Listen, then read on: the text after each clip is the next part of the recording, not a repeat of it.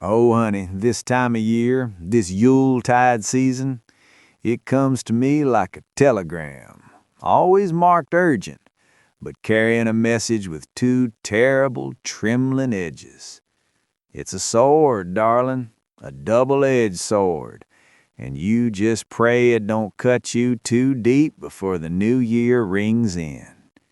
And if I stoop to participate, if I put out one single flickering candle or hang a tarnished bauble, it ain't for the sake of some grand, clean-cut tradition. No, it's a desperate little act, a small, shimmering tribute, paid out entirely from my chosen family, the sweet, damaged souls who stand by me when the ghosts start whispering louder. And well, sometimes I do it just because. These retellings, these shadows I'm coaxing from the corners of the great wide South, are nothing less than an homage. They spring from a single, consistent, burning bright spot in my desolate landscape, the nativity pageant. Oh, the memory of it. From the bewildered, clumsy little cherubs in their worn-out terry-cloth robes, their heads wrapped in motel towels, to the grand, vulgar productions of the mega-churches with their regional actors, all sweat and aspiration under the hot, unforgiving lights. It was there I saw the pure, undiluted drama of birth and hope. Now I'm taking that tender, frail story and I'm bending it, sometimes with the gentlest of touches, other times with the furious, wild abandon of a hurricane, mixing mythologies, tearing down walls. And why, you ask? Why this blasphemy? For two plain, simple truths. First, because I am capable. It's a fire in my blood, and you cannot extinguish a delta fire.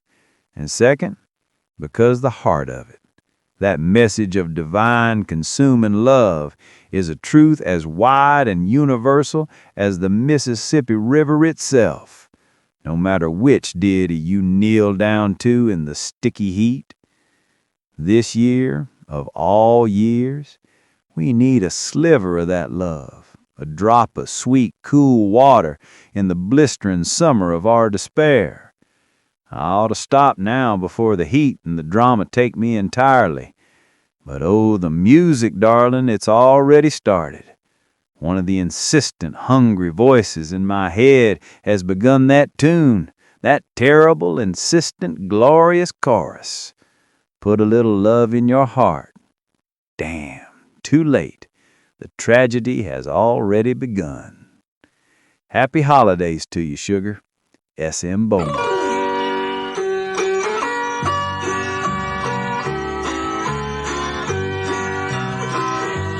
Beautiful star of Bethlehem, shining far through shadows dim, yonder in glory when the crown is won. For Jesus is now that star divine, brighter and brighter he will shine. Beautiful star of Bethlehem, shine on. You think you know how it begins, don't you, honey? You think of stable boys and a sky full of cherubs all neat and tidy like a Christmas card. Perhaps your memory is cluttered with the shadow play of Linus and his lonely little blanket, quoting a good book chapter and verse while a chorus of round-headed innocents sighs, "Ooh." Yes, bless his heart, Mr. Schultz gave us a memory we'll always cherish. But I am here to tell you, that gentle scene, that blue-eyed dream, well, it is we're telling a different story, a very southern story. Tonight, we peel back the peeling paint and worn-out velvet of that old story. We are not on some manicured southern plantation. No, we are taking you higher. Our stage is the bruised, bony spine of East Tennessee, nestled deep in the hills and forgotten hollers right along the whispering banks of the Holston River. Now, don't you go expecting the usual southern Gothic trappings. No slow, sickly red clay, no languid, weeping veils of Spanish moss, and not a single cypress swamp to drown your sorrows in. This land is meaner.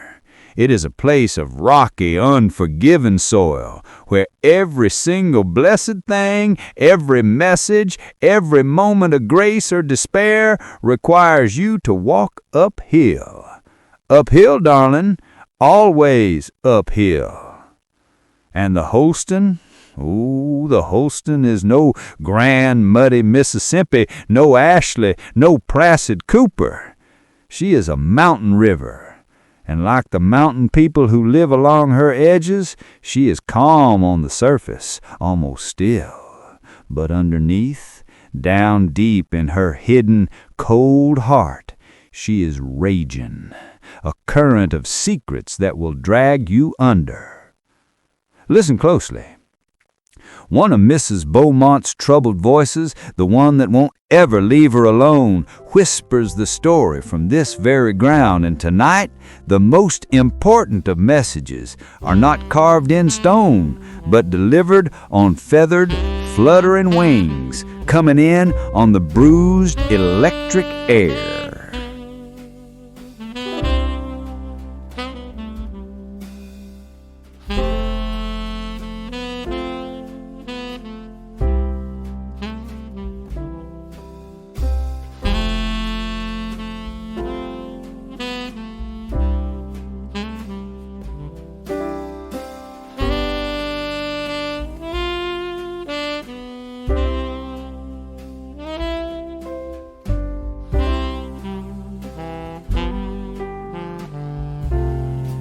They say the good Lord, He favors the places that ain't been polished clean. He likes a place where the sorrows done seeped right down into the soil, same as the Kudzu done covered up all the sins. And I tell you, this little spot here on the Holston, where the mist hangs heavy and the air smells of wet clay and old river-rotted secrets, it was pert near perfect. Now, yonder, up on that ridge where the pines are twisting like they're praying for rain, lived Elizabeth, an older woman, barren, they called her, with a heart so tight with disappointment it felt like dried leather. Her days was slow and yellow, like the light in a sick room. One day, she was just standing by her window, watching the river move past like a judgment, when the air, it just thinned. The shadow of the mountain shifted, and a presence walked right into that house, silent as the cottonwood seeds drifting in August. It was a spirit messenger, one of those old, nameless kind, Cherokee bone and grace, but speaking the Lord's own high, mighty truth. And y'all, he didn't come alone. He brought a whole chittering host of House Wrens.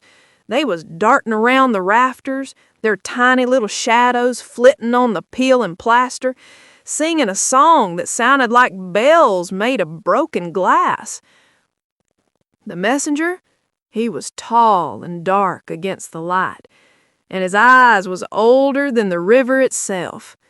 He spoke, and his voice, it was like the rumble of rock coming loose in a holler. He said to her, "Elizabeth, you done been remembered. You are going to birth a son, a mighty one, and he will clear the path." Elizabeth, she just stared, her mouth hanging open like a trout on a line. She didn't doubt the promise, she just doubted the timing. The Spirit's words was too powerful, too much for an old woman's frail body to hold. And when the Spirit messenger faded back into the sun-dappled air and the wrens flew out the cracked windowpane, her tongue was bound. She tried to cry out, tried to holler the news, but all that came out was a sound like dry leaves skittering across the floorboards. That old woman went mute. locked up tight in the silence of a miracle she couldn't speak. She hid herself away, holding the secret and the sorrow like a heavy velvet shawl. Now, a ways downriver, in a cabin that was cleaner than sin, lived Mary, just a girl, pretty, simple, and promised to Joseph, a carpenter, whose hands smelled of pine sap and honesty. She was drawing water at the well, watching the sunset paint the sky and them bruised purples and blood oranges you only get in the mountains. And then he was there, the same messenger, but this time he was announced by the cardinals. Great flaming things like sparks from God's own forge. They lit up the sycamore branches, sitting there so bold and red, singing an urgent, sharp song. The messenger stood over the well. He didn't ask her anything. He just spoke the decree, gentle as the first breath of spring, but weighty as a coffin full of stone. He said to her, "Howdy, favored one. The Lord's with you. Now listen here. You gonna conceive in your womb and birth a son, and you shall call his name Jesus." Mary, she dropped the bucket. Clang! She looked at him not with fear, but with a fearful logic. "How can this be done?" she whispered, her voice a little fluttery thing. "I ain't been with no man." And the spirit messenger, he gave her the answer that rings down through every single dark holler and lonely river bend. He said, "The Holy Ghost is going to come upon you, child, and the power of the Most High will cover you, same as the fog covers this valley at dawn.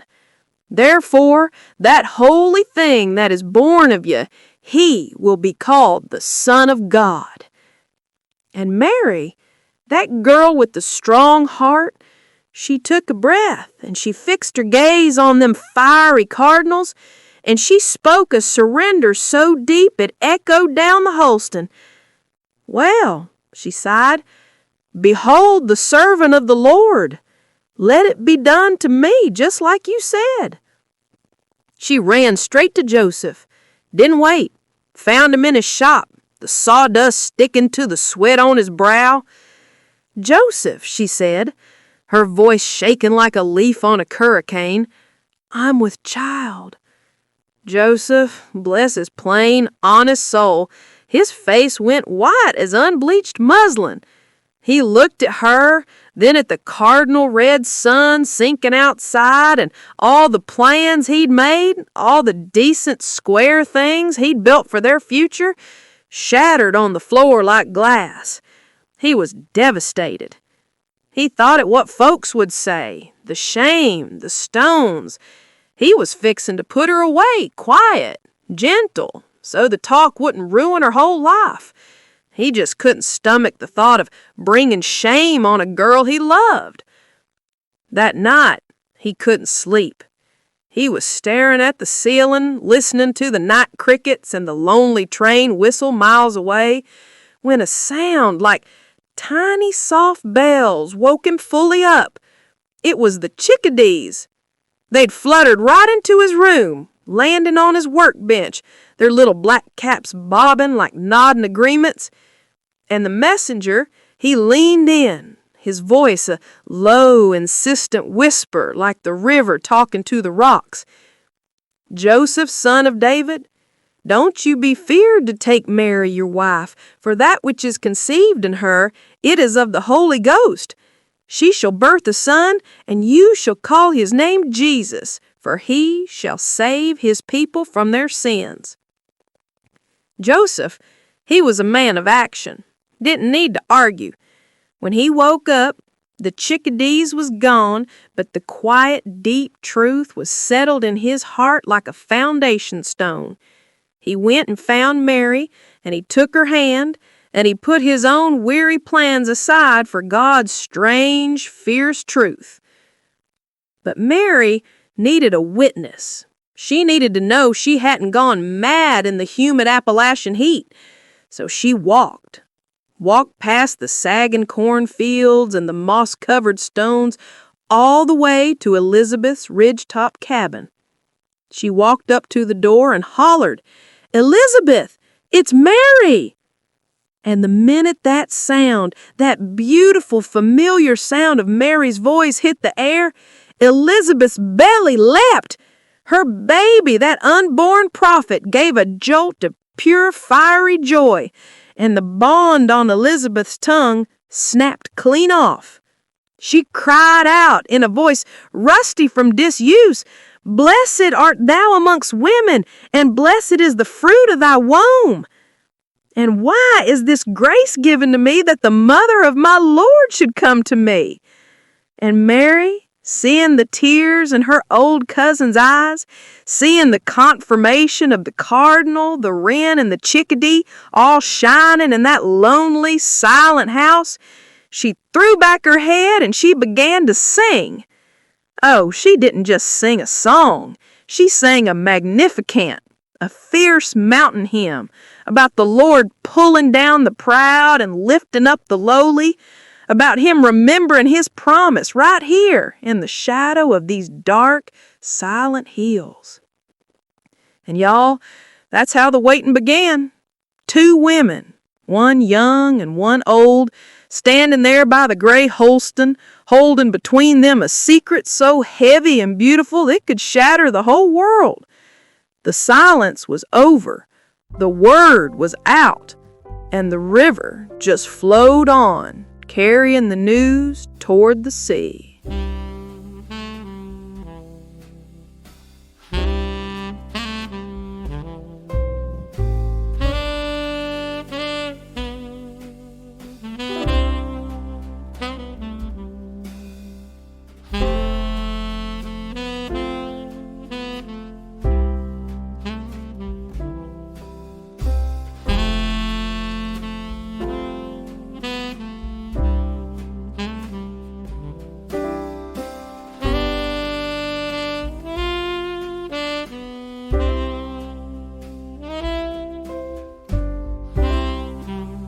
Not all Holy Day stories are found in your childhood copy of the King James, all dog-eared and solemn, thinking that every precious truth is bound within its brittle leather covers. And maybe you even remember the other story, the one about the oil lamp that would not quit burning. A nice, tidy Jewish miracle they handed out in Sunday school like a wafer in grape juice. A lesson in faith, they called it. It was supposed to soothe that sharp, stinging resentment you felt, wasn't it, when you realized those lucky little playmates, those little heathens, were getting 8 nights of glorious presents and shimmering chocolate coins. They had their bounty without having to whisper a single prayer, without having to mind their manners, and certainly without avoiding the kind of behavior that Meemaw swore made the baby Jesus weep like a newborn in a cold shack. But we are done with lessons, darling.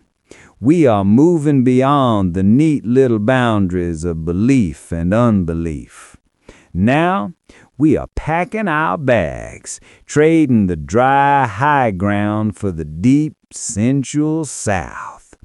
We are taking this whole brittle affair down the great muddy, indifferent artery of the country, down the Mississippi, all the way to a city that holds the kind of secrets the sun refuses to burn away. Yankee-occupied New Orleans.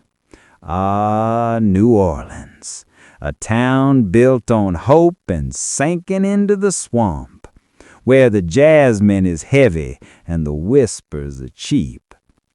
Tonight, that miracle is due a proper retelling, a fever dream of redemption, and we find it not in the hallowed halls, but in the sticky, humid air of the French Quarter, among 3 unlikely conspirators in the business of faith.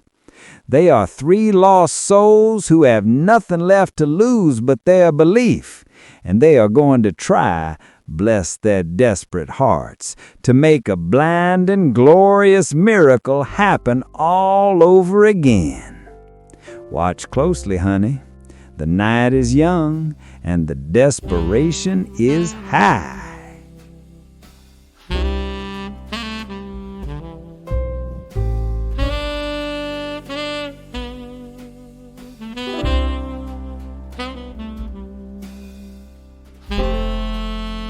Oh, honey, don't you talk to me about miracles from on high. I've seen them, sure, but the best miracles, the ones that really stick to your ribs, they happen right down here, in the mud, in the glorious, complicated rot of a place like New Orleans, where salvation always smells a little bit like sulfur and jasmine. It's Christmas Eve, darling, and you're all dreaming of snow and sleigh bells. But I'm here to tell you about the winter of '63. Not the one on your calendar, but the one in the soul. The year Beast Butler had his Union thugs squatting over this city like a toad on a lily pad. Every lamp was dim, every street was shadowed, not just because of the blockade, mind you, but because hope itself was rationed tighter than sugar. Now, you know our city is built on layers, like a wedding cake left out in the rain. Catholic, Jewish, African, Creole, they all had their gods, their secret prayers, and their own desperate need for light. And that year the need fell hardest on 3 people who by all rights shouldn't have even been sharing the same sidewalk. First, you had Rabbi Levinsky, a scholarly man, polished like old mahogany, who ran his dry goods store with the precision of a Swiss clock. He kept the great Ner Tamid, the eternal light, burning in the back of his little synagogue. But that light wasn't eternal, was it? It was fueled by oil, and the only oil left was foul, rancid stuff, saved for the military's iron machinery. For Hanukkah, he needed one thing, pure and impossible, ritually kosher olive oil, one small vessel, an ancient holy requirement for a light to last. He had the knowledge, but he had no access. Then there was Sister Marie Therese. She moved like a ghost in her habit, smelling faintly of carbolic acid and prayer. She ran the Touro infirmary. The Union soldiers, may God forgive them, trusted her because she needed her. She was the moral shield, the one who could cross the checkpoints, her wagon piled high with bandages and laudanum. She knew every rich, hoarding family left in the Garden District. She could get the supply, but she couldn't get the transaction to happen. And last, but oh Lord, not least, was Maman Odette, a free woman of color, a voodoo priestess, a mambo, whose roots ran deeper than the river pylons. She didn't walk the streets. She flowed through the back alleys, the hidden courtyards of the Faubourg Treme. Maman Odette knew the rhythm of the city's heart, the places where the blockade had no jurisdiction, the black market, the wharves where the fishermen whispered secrets, the homes where old loyalties meant more than Union silver. She was the one who could make the impossible appear. The rabbi needed the oil. The nun knew where a sacramental supply, hidden for use in last rites, might be squirreled away in the St. Augustine vault. Pure, pre-blockade olive oil. But it was under lock and key, guarded by an ancient Catholic groundskeeper who wouldn't hand it over to a Jew under martial law, not for all the gold and natchez. So, the conspiracy was hatched in a tiny, humid room near Congo Square. 3 creeds, 3 colors, 3 masters. One God, perhaps, but certainly one city. Sister Marie Therese secured the release of the holy oil with a lie. a magnificent, shimmering lie, claiming she needed it for an urgent medical dressing for a high-ranking Union colonel. The colonel, of course, was perfectly fine, but the lie gave her passage. Mama Odette, meanwhile, didn't try to buy the oil. Oh, no. She went to the Union soldier on watch, a miserable boy from Ohio, freezing and terrified. She didn't bribe him. She simply offered him a small carved wooden doll, whispered a blessing over it, or maybe a curse, darling, who can tell the difference, and told him that if he stayed put for exactly 15 minutes, he would dream of home. And then, in the suffocating darkness, at a place where the old Spanish canal met the military perimeter, the trade took place. The nun's wagon rolled up, creaking and smelling of iodine. Rabbi Levinsky walked toward her, holding a plain, dark earthenware jug under his shawl, and Mama Odette stood back in the shadows, her eyes glowing like banked coals, watching. The oil was poured, drop by precious drop, from the sacramental flask into the ritualistic jug, a Catholic anointing oil destined for the eternal light of the Jewish people, secured by the shadow wisdom of a voodoo priestess. The purest thing left in that whole ruined city was that small act of profound, shared faith. The miracle wasn't that the oil once lit burned for 8 days. That's just physics, or maybe God showing off. No, the real miracle was that on a dark, occupied, and desperate night, the three souls of New Orleans, the three forces that hated each other and needed each other in equal measure, collaborated. They succeeded. They preserved a tiny, private, holy light against the biggest, cruelest military force on the continent. That, my dears, is the true Southern miracle. It's the resilience of the heart, born not out of piety, but out of necessity, and a shared love for the shadows of home. Now fill my glass, darling. Let's toast to the old conspiracies.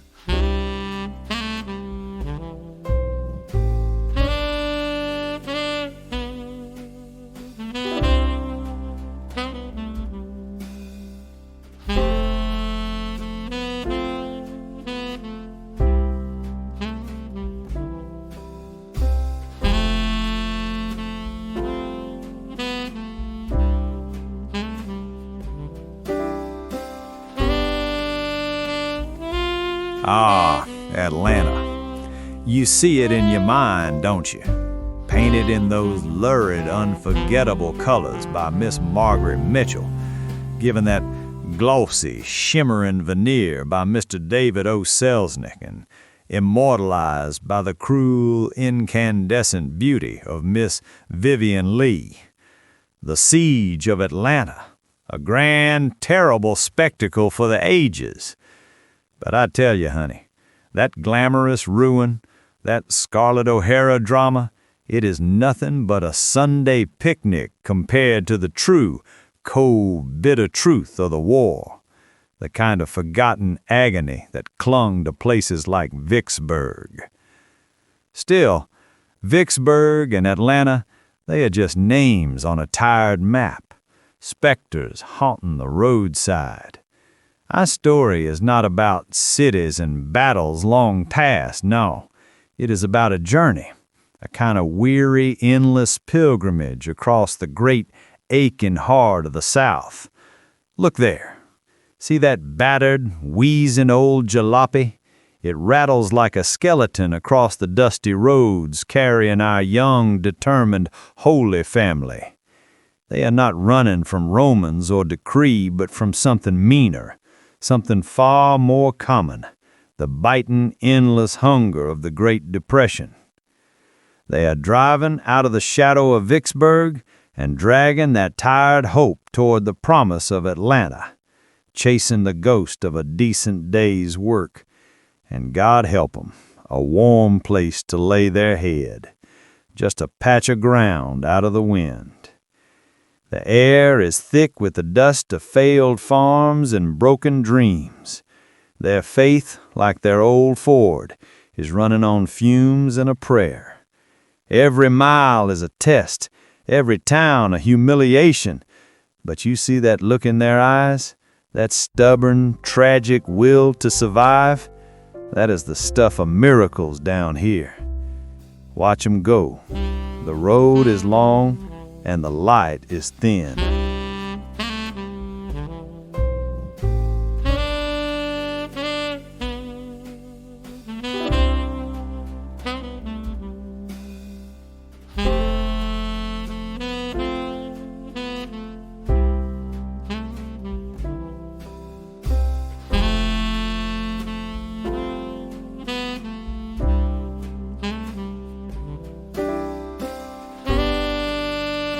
I tell you, there's a certain kind of heat that rises off the Mississippi Delta in August. A steam, darling, that smells of cypress, lost causes, and something terribly, irrevocably finished. It was in that heat, thick as grief, that Joseph, sweet, beleaguered Joseph, made the pronouncement. Vicksburg was done with us. The air there, you see, was just too saturated with the ghosts of the old battlements, those heavy stone memorials reminding us that the past is never truly past. No work for his hands, you understand, nothing but the slow, dignified rot of things. So they turned their faces toward Atlanta, which Joseph believed in his profound masculine hope was a city of beginnings. And what did they have for this journey? An old Ford, bless its black, brittle heart, which they called the Lady Luck. But she was no lady, honey. She was a neurotic, sputtering mistress of rust and anxiety. Every single mile was a prayer that turned into a curse. You'd hear that engine cough, wheeze, hold it, and you knew the mechanical dread had settled in your bones, that harsh metallic taste of helplessness. They weren't on any highway, no, they were cutting through the dusty, rutted veins of the land, roads that were either a blinding chalk of dust or, after a sudden thunderstorm, slick, sucking paths of red Georgia clay. The car would stall, of course, always in the lonely places, where the kudzu, like some beautiful, suffocating green shroud, had swallowed old cotton gins and abandoned plantation houses. It was beautiful, yes, but menacing. The land, you see, it was watching them, breathing hot and heavy on their neck.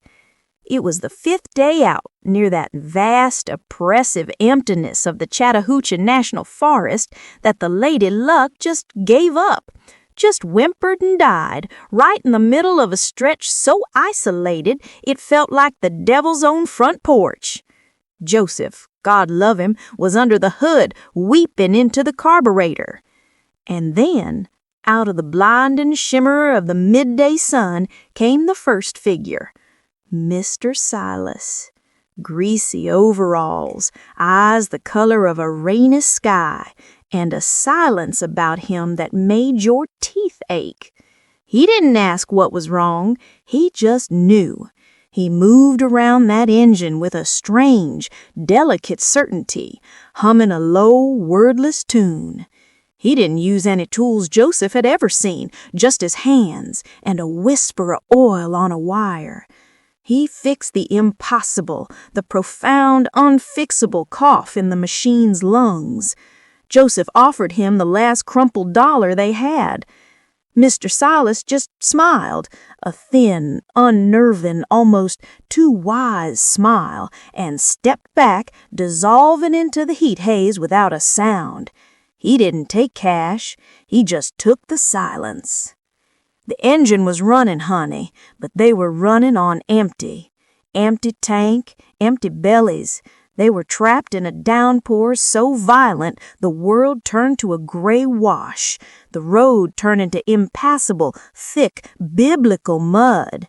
Mary, quiet Mary, who carried the terrible blessing in her tired body, was shivering, sinking into a feverish state. Then they saw a light, a single, defiant yellow lamp burning in a lean-to shack made of scavenged tin and wood, half hidden by a great moss-draped oak. There they met Sister Lottie, a woman with hands that had known every hardship of the Delta, yet moved with a grace that was royal. She wasn't suspicious or cold. She simply saw their need. She brought them in, wrapped Mary in a rough-spun blanket, and fed them. Not much, just a pot of beans simmered with a bit of ham hock, but it tasted of life, of pure, unexpected charity in a world starved of it. She watched Mary closely as she ate. "Child," Sister Lottie murmured, her voice like soft, worn leather, "that heavy freight you carry, it's a burden, but it's a promise, too. Don't fear the path." She wouldn't take anything for the food, shaking her head. "Just keep moving. The clay demands it." They made it into the rolling red clay hills of Georgia, but the journey had taken its toll. Mary's time was near, and her distress was terrible to witness.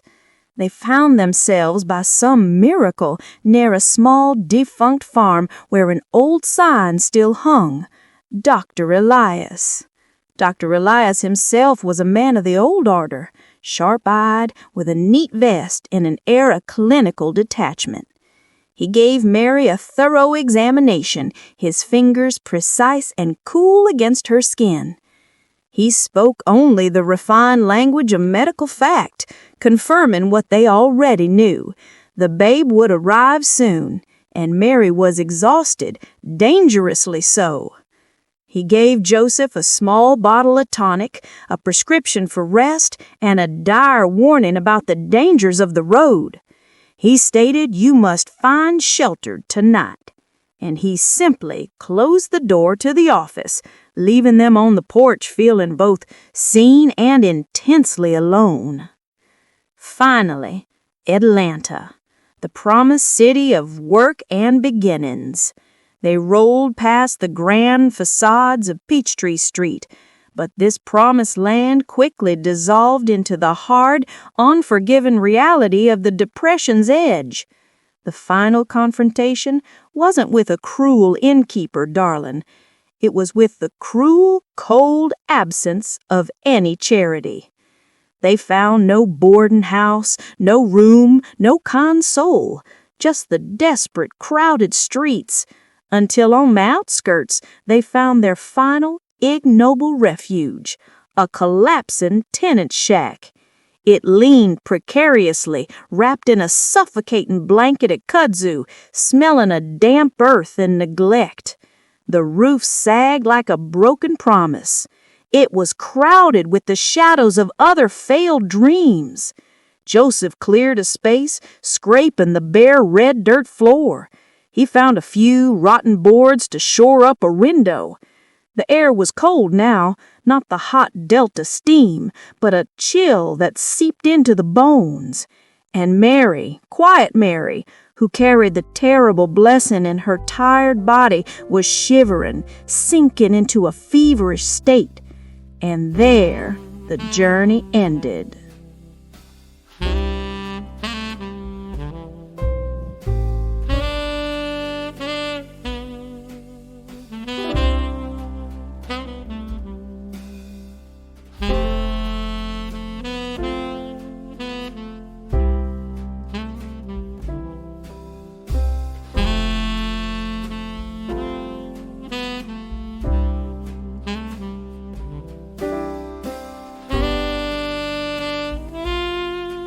The original story and all those glittery, nightly special retellings seem to gloss past who the story was for.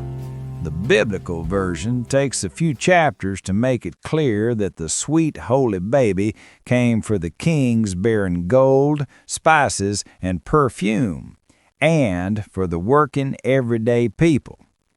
We're going to relax the moonlight glow, yes, and trade the slow dripping Spanish moss for something harsher, something more real. We are moving into a modern interpretation of the Southern Gothic, the kind of place where the neon buzzes and the coffee is always bitter. Who are the chosen ones tonight? Who are the humble folk of this electric, desperate land? It is the late-night waitresses, darling, with their tired feet and their eyes fixed on the empty highway. It is the secretarial pool, typing out the dreams of men who will never truly see them. And it is the long-haul truckers, those lonely captains of the endless American road. Down here, we might have a few shepherds, yes, smelling of sheep and dust, but our true prophets, our true witnesses, are the ones talking low and fast over the hiss of the radio, the CB talking good buddies staring out into the black night, waiting for a sign. Listen close. The angels are singing not from a high cloud, but from a crackling speaker.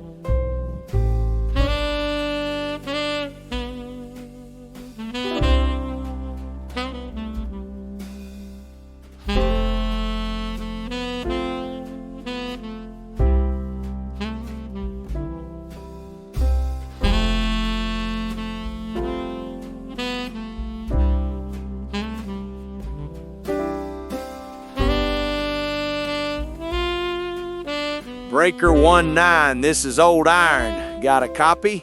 Good.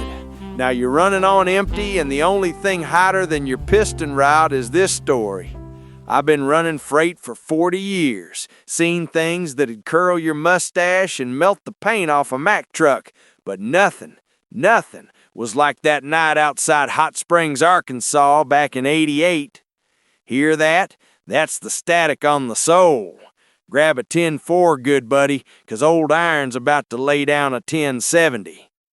We were holed up at Mama Sue's Big Rig Diner around midnight.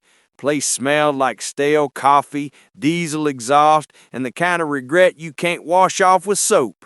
Me and 6 other rigs, the kind of men you see carved on granite statues or sitting in the prison yard, blue-collar shadows in the booth light. Suddenly, the whole joint got twitchy. Lights started flipping like a frog on a griddle, on, off, on, off. Then, from the dark kitchen corner, this high-pitched, frantic click-clack ding like some ghost was typewriting the Lord's own memo, filling the air thicker than a Louisiana fog.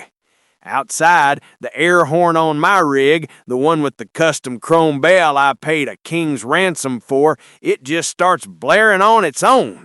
Every truck in the lot follows suit. A sound so grand and awful, it was the sonic equivalent of a damn heart attack. Then, the jukebox. It just slams a selection. Not a country song, not a gospel hymn. It was Dolly, Lily, and Jane singing that pink collar anthem, I tumble out of bed and I stumbled to the kitchen. That's when the door swung wide on its rusty hinges, and I swear every man in that diner stopped breathing. In walked the angels. They weren't wearing robes, no sir. They were wearing trouble. 3 of them leading the pack, dressed like they just stepped off a 1950s Mad Men set. Tailored skirts, pointed heels, and white gloves. Stiff collars on them, like they were bound up in a time when a woman had to be twice as hard to get half the respect. The lead one, she had the hair of spun gold and a smile that could blind you at 50 feet. Pure Arkansas sunshine mixed with Nashville steel. Call her the Dolly if you're keeping score. The next one, quiet fire, judging you through the glasses perched on her nose. And the third, she just stood tall, all business. They stopped right at the counter, right where Mama Sue was dropping her coffee cup. Dolly's voice, sweet as cherry pie and loud as a semi's engine brake, cuts through the jukebox. Fear not, you weary travelers. She slapped a folder down on the counter. Things are coming to a head, and the good Lord's got himself an appointment in Charleston.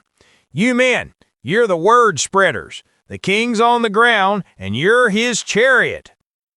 They didn't ask us. They told us.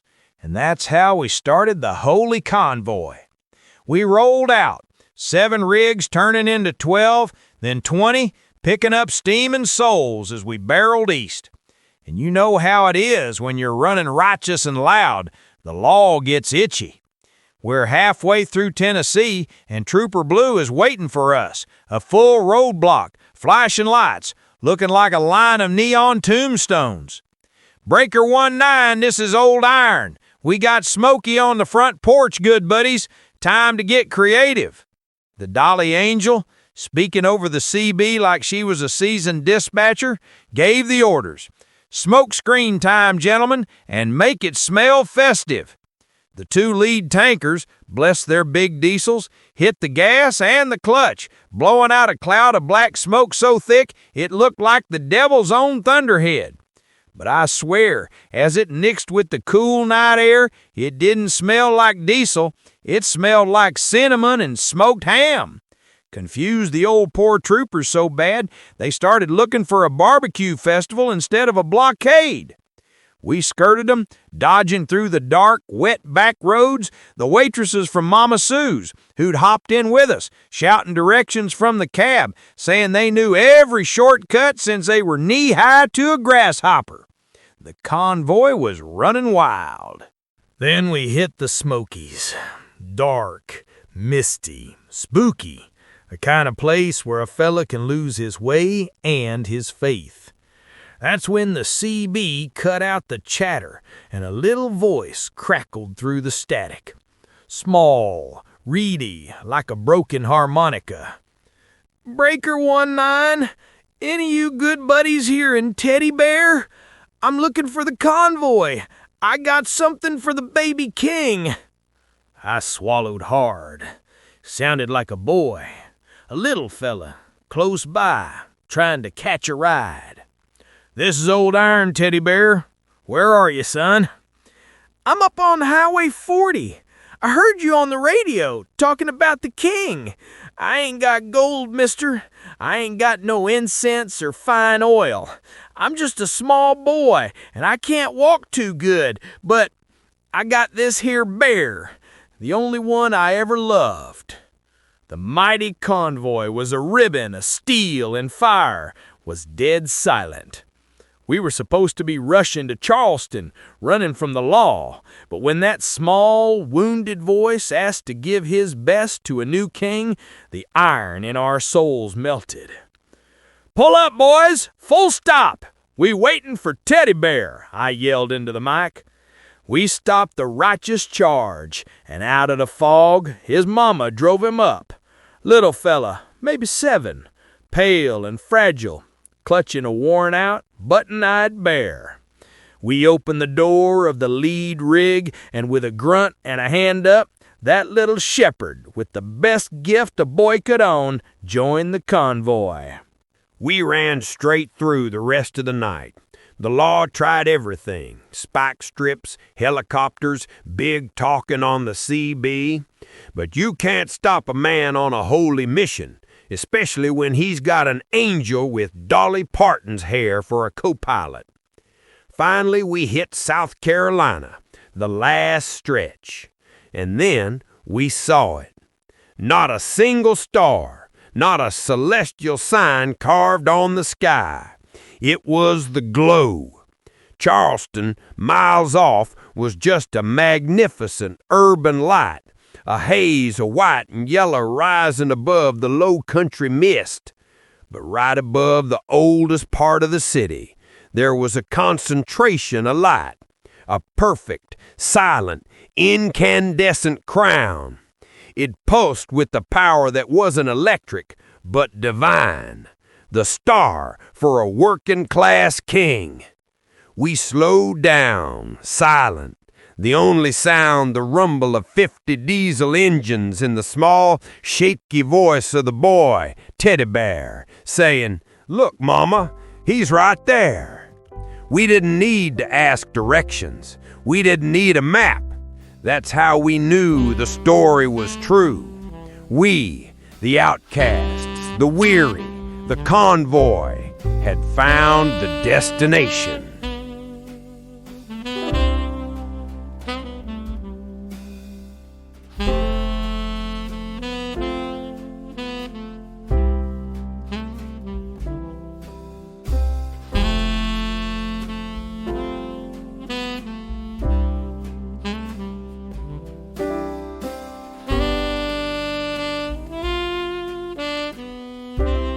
We have come far, haven't we, darling? Driven through the hollers and down the interstates, always chasing that thin, heartbreaking whisper of grace. Now, as we reach the peak of the story, the very climax of this beautiful mess, we are going to lean in close to the original.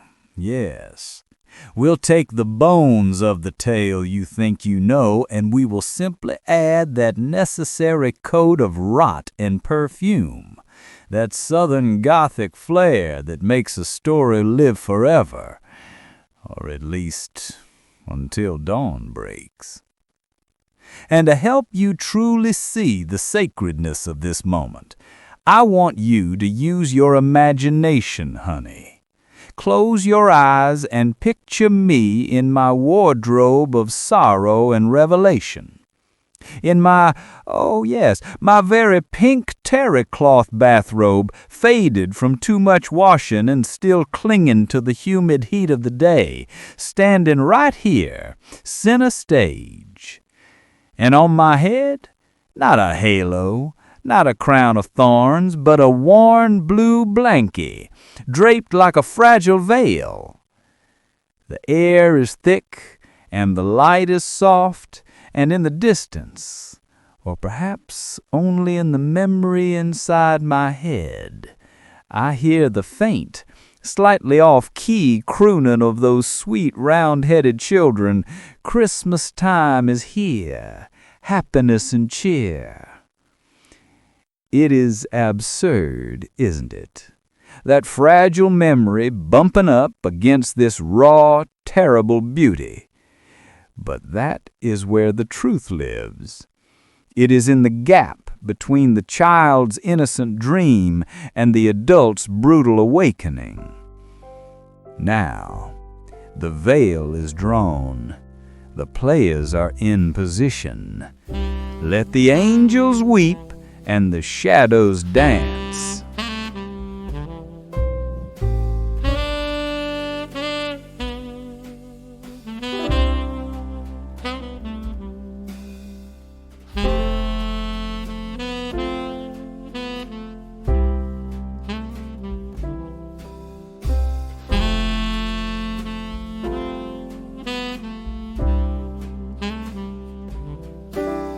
And it came to pass in those days that there went out a decree from Caesar Augustus that all the world should be taxed.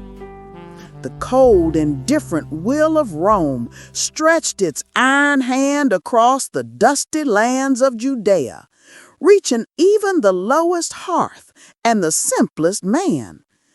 It was a weary, burdensome requirement, imposed not by mercy, but by the massive, necessary cruelty of empire, and it stirred the whole nation to a vast, slow movement of obligation.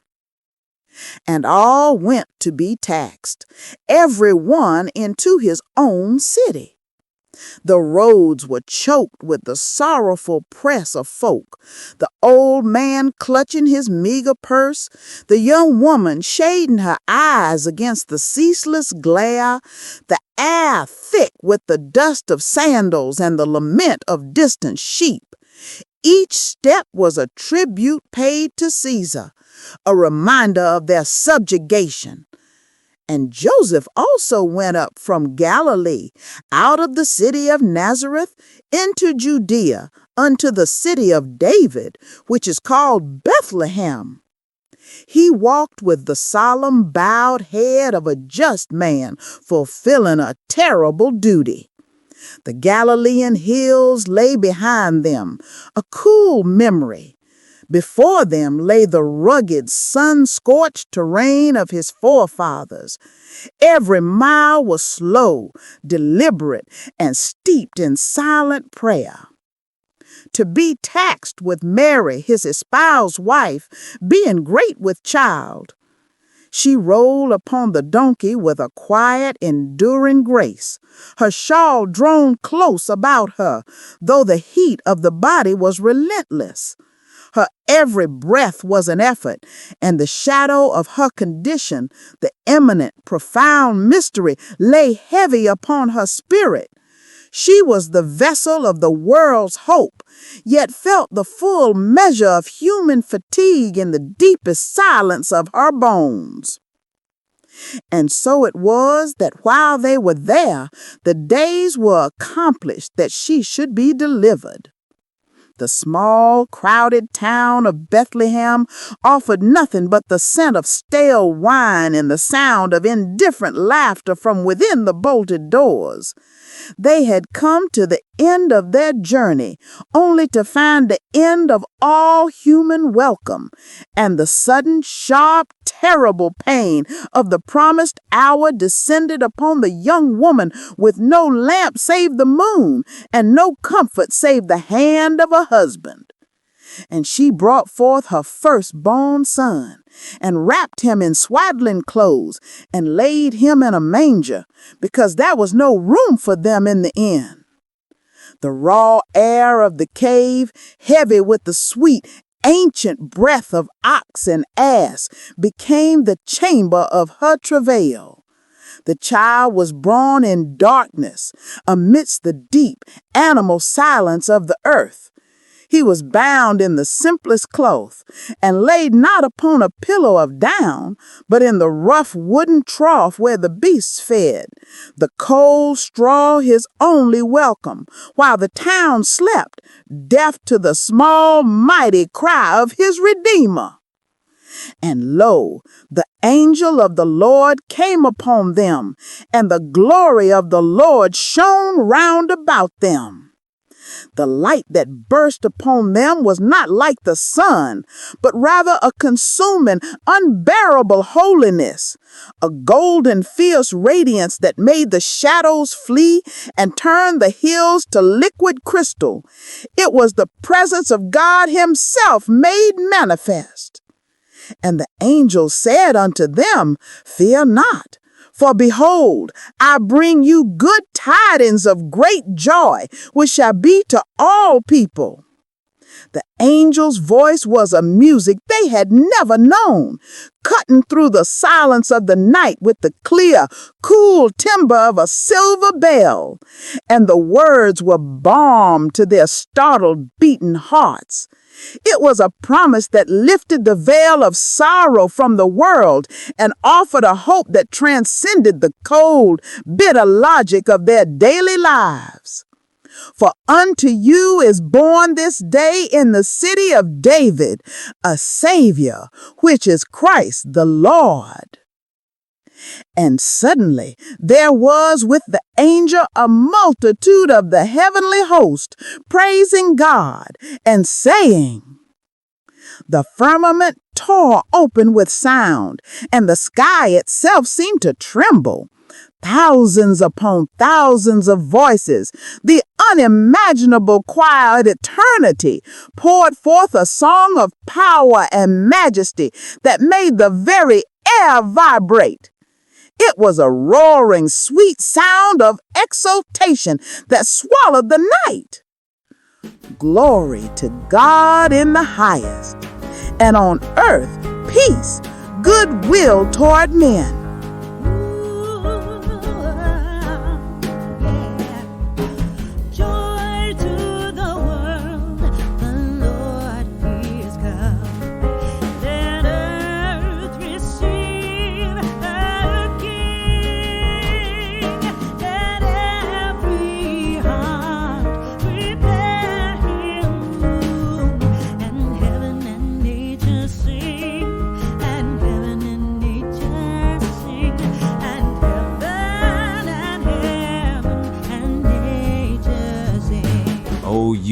precious, patient darlings.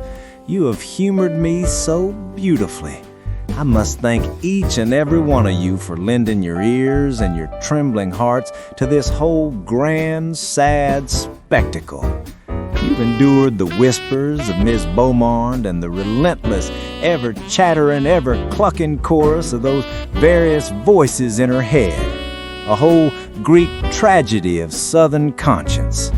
And you've indulged me in this homage to the only kind of sacred theater that truly sinks its claws into the soul of a Southerner. You know the experience I mean, don't you? That feeling of the holy story being pulled through the grit and the glamour of our culture, whether it was delivered with the sharp, honest twang of Little Miss Turnip in the Sunday school pageant, or with the deep, elegant poetry of that magnificent HBCU graduate finally giving her drama and poetry degree its due as she whispers that sacred, chilling line, Hail Mary, full of grace.